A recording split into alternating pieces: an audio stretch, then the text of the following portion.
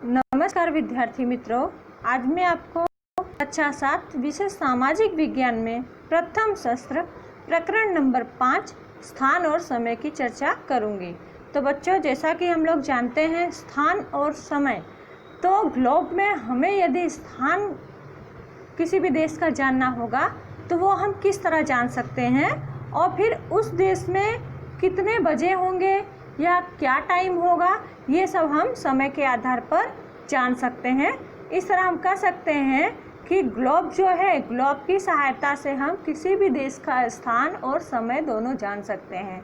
तो लेकिन ये कब संभव होगा बच्चों? तो मैंने आपको इसके आगे के चैप्टर में बताया था कि अक्षांश और देशांतर रेखाएं, ये दो रेखाएं जो ग्लोब पर काल्पनिक जो है बनाई गई है, इनके सहारे हम किसी भी दुनिया का कोई भी देश और उसका समय जो है वो जान सकते हैं। जैसा कि यहाँ एक ग्लोब का चित्र दिया गया है, इसमें आप देख रहे हो कि आड़ी रेखा बनी हुई है और खड़ी रेखा बनी हुई है। तो पिछले चैप्टर में मैंने आपको बताया था कि आड़ी रेखा कौन सी है, तो वो अक्षांश रेखा होगी, और जो खड़ी रेखा है उसे देशांतर रेखा कहते हैं। पृथ्वी के ग्लोब पर आड़ी और खड़ी रेखाएं कैसी हैं? ये रेखाएं काल्पनिक हैं। इसको तो हम सभी जानते हैं कि ये रेखाएं काल्पनिक है, वे पृथ्वी पर खींची गई नहीं है। आड़ी रेखाओं को अक्षांश वृत्त और खड़ी रेखाओं को देशांतर रेखा या रेखांश कहते हैं। अक्षांश और अक्षांश वृत्त अर्थात क्या? अब इसका जो है तुमको इधर एक प्रवृत्ति के सहारे बताया गया है कि कोण मापक पेंसिल और कागज लेकर अपनी कक्षा में विविध जगहों के कोण मापिए। उसके बाद कागज पर एक वृत्त बनाइए। बच्चों, कोण मापक यानी जो तुम्हारा चांदा है, उसके सहारे तुमको क्या करना है? वृत्त बनाना है, और वृत्त बनाकर उसमें अलग अलग, जिस तरह तुम गणित में पढ़ते हो उस तरह के तुमको कोण बनाना है। जैसे 10 अंश, 90 अंश, 30 अंश, 60 अंश के कोण बनाकर वृत्त पर उसका उल्लेख कीजिए। तो पृथ्वी के केंद्र पर विषुववृत्त के साथ बनने वाला कोण अर्थात वृत्त का अक्षांश। तो मतलब जो पृथ्वी के केंद्र में से मतलब वृत्त बनाते हैं आप, तो एक केंद्र पे आप परिकर का जो है वो सुई रखते हैं, उसके बाद पेंसिल घुमाते हैं, तो जहाँ पर आप परिकर की सुई रखते हैं वो क्या कहलाएगा? तो उस गोले का केंद्र। तो उस गोले को केंद्र को क्या मानना है? विषुववृत्त। ठीक है, विषुववृत्त रेखा मैंने आपको पढ़ाई थी ना, सबसे बड़ी अक्षांश रेखा होती है 0 अंश की, वो आड़ी होती है। ठीक है ना बच्चों? तो फिर वो रेखा से जो कोण बनता है, बनने वाला कोण, वो क्या कहलाता है? वृत्त का अक्षांश। अब अक्षांश किसे कहते हैं? तो पृथ्वी की सतह के किसी भी स्थल को यदि सीधी रेखा से पृथ्वी के केंद्र से जोड़ा जाए तो उस रेखा से विषुववृत्तीय काल्पनिक सतह के साथ केंद्र पर जितने अंश का कोण बनेगा वही उस स्थल का अक्षांश होगा। अब अक्षवृत्त किसे कहते हैं उसके बारे में पढ़ेंगे। तो पृथ्वी पर उत्तरी अथवा दक्षिणी गोलार्ध में विषुववृत्त के समान कोणीय अंतर पर स्थित स्थल को जोड़ने वाले पूर्व पश्चिम वृत्त को अक्षवृत्त कहते हैं। देशांतर पृथ्वी की सतह के किसी भी स्थल को यदि सीधी रेखा से पृथ्वी की दूरी के साथ समकोण पर जोड़ दें तो उसे उस रेखा से मूल रेखा वृत्त की काल्पनिक सतह जो पृथ्वी की दूरी को स्पर्श करती है के साथ दूरी पर जितने अंश का कोण बने वही उस स्थल का देशांतर है। अब रेखावृत्त, तो पृथ्वी की दूरी से मूल रेखावृत्त की काल्पनिक सतह के साथ पृथ्वी की सतह पर समान कोणात्मक दूरी पर स्थित स्थल को जोड़ने वाली उत्तर दक्षिण रेखा को रेखावृत्त अथवा अर्धवृत्त कहते हैं। अब जो है एक वृत्त बनाकर उसमें सूचना अनुसार करें और लिखें। अक्षांश वृत्त बनाएं और नक्शा की मदद से बताएं कि किन किन देशों से गुजरती है। तो बच्चों, 23.5 अंश उत्तर और दक्षिण अक्षांश वृत्त खींचिए और वह किन किन देशों से गुजरती है उसके बारे में आपको लिखना है। 0 अंश विषुववृत्त से ऊपर की तरफ का भाग उत्तरी गोलार्ध और नीचे की तरफ का भाग दक्षिणी गोलार्ध कहलाता है। हमारा गांव या शहर किस अक्षांश पर है या किस तरह पता चलेगा? तो बच्चों, हम इसको नक्शे के जरिए जान सकते हैं। तो आइए कुछ करके सीखें। आकाश में असंख्य तारे हैं, उत्तर दिशा में तेजस्वी तारा ध्रुव है। आप लोग बच्चों ये जानते हो कि ध्रुव तारा हमेशा जो है वो उत्तर दिशा में ही उसका उदय होता है और बाकी जो तारे हैं उनकी दिशाएं जो है, उनकी जगह जो है वो चेंज होती रहती हैं। एक बड़ा कोण मापक लीजिए। अब आपको क्या करना है, एक कोण मापक लेना है, उसके केंद्र में छेद करके डोरी द्वारा छोटी कील को बांध दीजिए। उस पर आकृति में बताए अनुसार बेकार बॉल पेन का कवर लेकर फेविक्विक द्वारा चिपका दीजिए। रात के खुले आकाश में ले जाकर के उस बेकार बॉल पेन के पाइप में से ध्रुव तारा देखिए।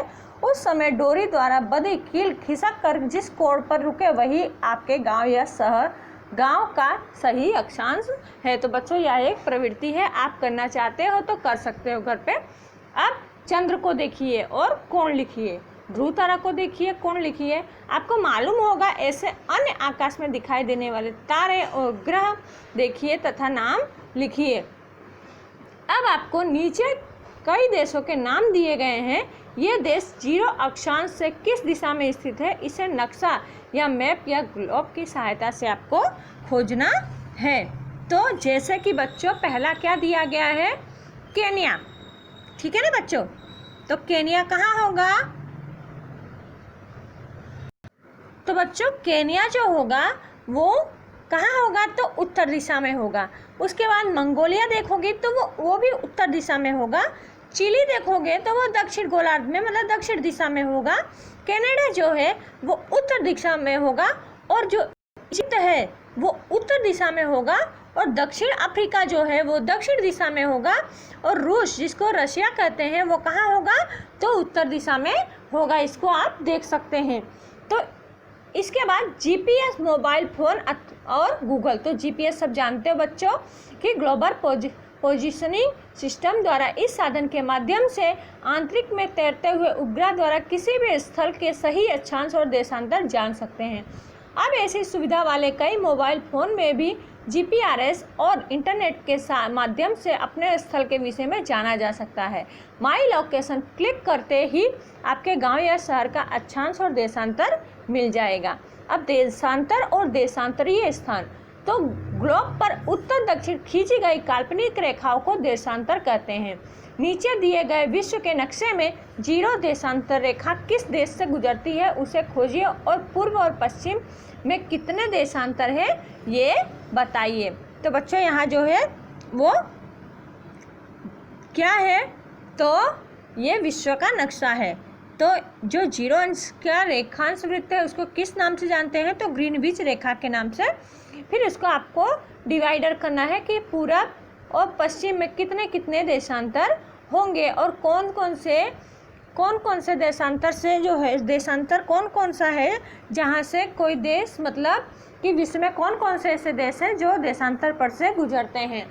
तो बच्चों अब यहाँ पे अगर देशांतर की बात करें तो 0 अंश का आपको दिखाई दे रहा है।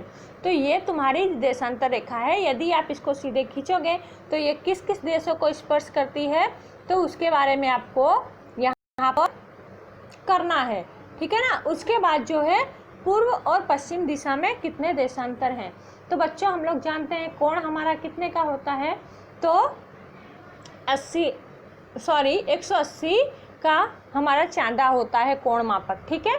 तो 180 और 180 कितने हुए बच्चों, तो 360। तो 360 क्या आएंगे, देशांतर आएंगे जो पूर्व और पश्चिम भागों में बटे हुए हैं। उसके बाद है मुख्य देशांतर रेखा, तो ग्रीनविच रेखा जिसको कहते हैं। इंग्लैंड में ग्रीनविच पर से गुजरने वाली 0 देशांतर रेखा को ग्रीनविच रेखा कहते हैं। उससे पृथ्वी के पूर्व और पश्चिम 2 भाग बन जाते हैं। उन्हें क्रमशः पूर्वी तथा पश्चिमी गोलार्ध कहते हैं। देशांतर दोनों तरफ 180 तक गिने जाते हैं। अब नीचे दिए गए कोष्टक में पूर्व और पश्चिम के देशों की सूची विश्व के नक्शे की सहायता से भरिए। तो आप पूर्व देशों की सूची में कौन कौन से देश भरोगे, तो भारत, ईरान, पाकिस्तान, चीन, बांग्लादेश, भूटान, अफगानिस्तान, जर्मनी, पोलैंड इत्यादि। और पश्चिम के देशों में Canada, Alaska, America, Argentina, Mexico, फिर कोलंबिया, फिर ब्राज़ील, इस तरह के पश्चिमी देश आएंगे, ठीक है ना बच्चों। अब उसके बाद आता है अंतर्राष्ट्रीय तिथि रेखा। तो 180 अंश देशांतर रेखा को अंतर्राष्ट्रीय तिथि रेखा कहते हैं। यह रेखा मात्र एक ही न है, इसे लांघते ही तारीख बदलती है। अंतर्राष्ट्रीय तिथि रेखा प्रशांत महासागर में से गुजरती है। वह कुछ स्थानों पर ठीक 180 देशांतर पर नहीं है। तो कैसी है? टेढ़ी मेढ़ी। इसका कारण यह है कि यदि उसे सीधा खींचा जाए तो वह कुछ टापुओं की जमीन पर से गुजरेगी, जिससे एक ही टापू पर एक ही देश के एक ही दिन में 2 तिथि अथवा 2 तारीख एक साथ आ जाएगी। समय में गड़बड़ी पैदा होगी। इस समस्या को टालने के लिए रेखा के मार्ग में आने वाली जमीन से हटकर रेखा को समुद्र की तरफ से टेढ़ा करके खींचा गया है, इसलिए वह टेढ़ी मेढ़ी है। तो बच्चों, इसको टेढ़ी मेढ़ी करने का कारण क्या है? क्योंकि अगर इसको सीधा हम खींचते हैं तो क्या होगा कि एक ही देश में क्या होगा,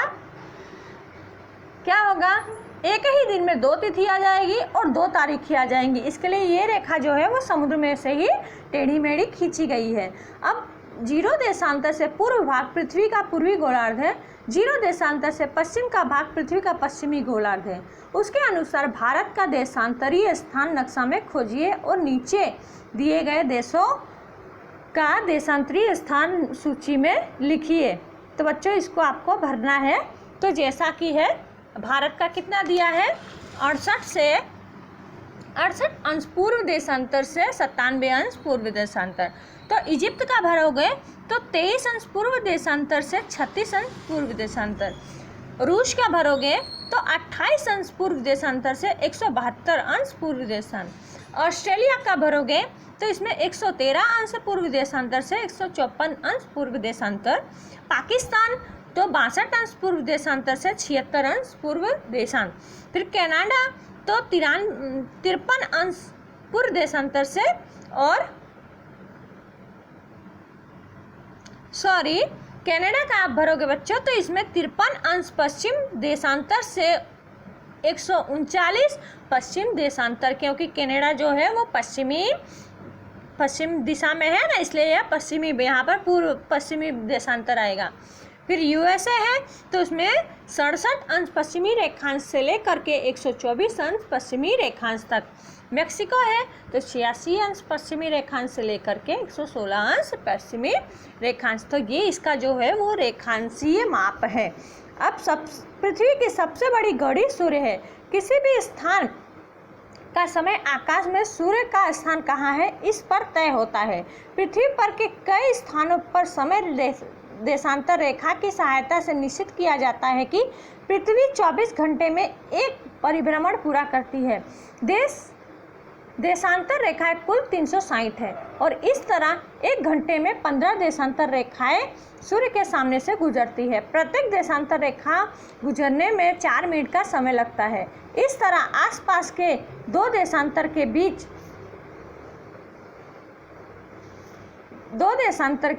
4 मिनट के समय का अंतर होता है। इसी तरह पृथ्वी के अलग अलग स्थानों में देशांतर अनुसार समय अलग अलग होता है। अब यहाँ पर एक प्रवृत्ति है जिसको आपको करना है। तो इसमें देश पीछे है कि आगे, वो आपको यहाँ लिखना है। तो जैसे नेपाल है तो वो कहाँ आएगा? आगे। पाकिस्तान पीछे, बांग्लादेश आगे, न्यूजीलैंड आगे, यूएसए पीछे, कनाडा पीछे, सिंगापुर आगे, जापान आगे, युगांडा पीछे, फ्रांस पीछे, दक्षिण अमेरिका पीछे, यूक्रेन पीछे। ये क्या है बच्चों? तो ये जो है वो स्थान है जो आपको भरना है।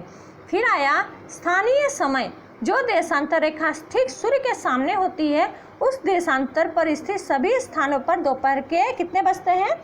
तो 12 बजे का समय माना जाता है। इस प्रकार मध्याह्न के अनुसार निश्चित किए गए उस स्थान के समय को स्थानीय समय कहते हैं। एक ही देशांतर पर स्थित अलग अलग स्थानों का स्थानीय समय एक ही होता है, जबकि एक ही देश में अलग अलग स्थानों का स्थानीय समय जो है वो विभिन्न होता है। एक ही देश में भिन्न भिन्न स्थानों पर स्थानीय समय अलग अलग हो तो देश के व्यवहार संचालन में अव्यवस्था पैदा होगी। ऐसी अव्यवस्था कैसे चल सकती है, इसके निराकरण के लिए क्या करना चाहिए, आइए आगे समझें।